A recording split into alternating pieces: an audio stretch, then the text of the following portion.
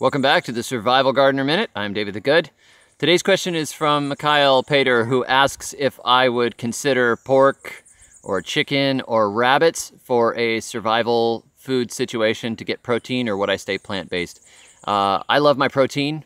I would definitely have animals if I had the space for them. If I was to pick an animal right now, I would pick milk goats because I could graze them and carry feed from the brush and that sort of thing. And then I could have butter and cheese and milk regularly, which would be really good for protein, and it helps things stretch a lot further. But I only have a half an acre here, and I didn't have time to get goats. So at this point, no. The other probably easiest one would be chickens, but the problem with chickens is feeding them off of your own homestead. To grow them enough food and get them enough protein, you have to really set up some good systems.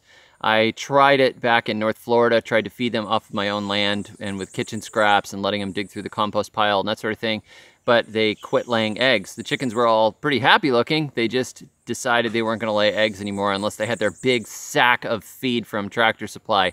So if you can get chickens that go foraging, that's great, but the problem with foraging chickens is that everything likes to eat chickens and they get eaten. So if you do have good space and systems set up, definitely get a protein supply. If you could have a pond with some fish in it, that would be excellent. But I have connections where I can go and get fish and that sort of thing, even if the regular meat supply gets difficult. So right now it's plant-based. I can grow a lot of carbs with very little work compared to taking care of animals. Root crops are way easier and they don't take up the same space. So if you can get protein, great.